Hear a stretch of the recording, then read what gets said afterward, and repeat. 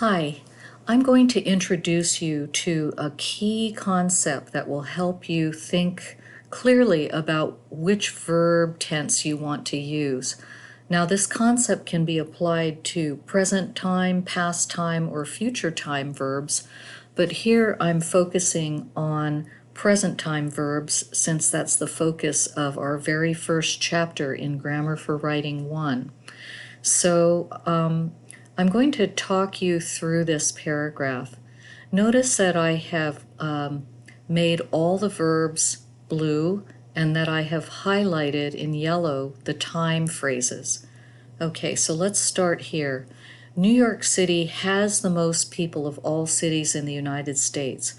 Notice I'm in the simple present here because this is a fact, and we use simple present tense for facts. It's one of its key uses.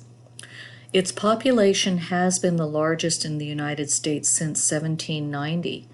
Has been, our verb here, is in the present perfect tense, and this is a signal word, since plus a specific time. So when you have since plus a specific time, that indicates that an action started in the past and continues up to the present, and that is one of the key uses of the present perfect verb tense. Currently, nearly 10 million people are living in the city. Currently is a signal word for present progressive. Okay, so our verb, as you can see, are living is in the present progressive.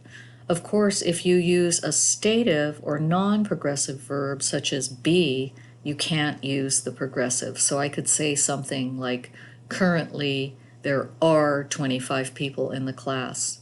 I would never say are being because the verb be is never used in the progressive. Okay.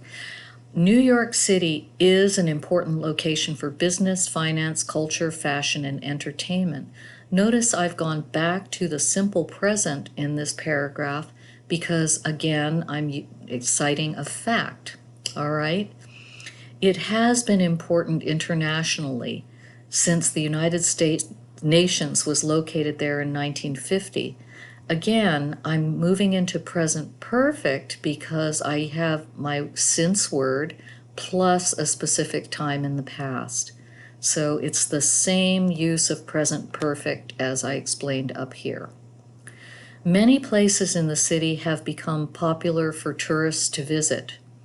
Okay, now because I'm in the present perfect here, I'm going to continue here because this action started in the past also. It's not just only now or, yesterday.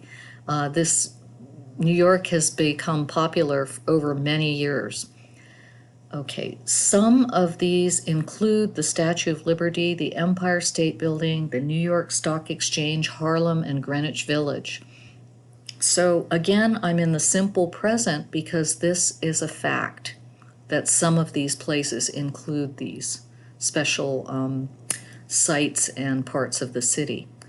Notice since September 11, 2001, again, I've got that since plus specific time in the past, so my verb tense is going to be present perfect.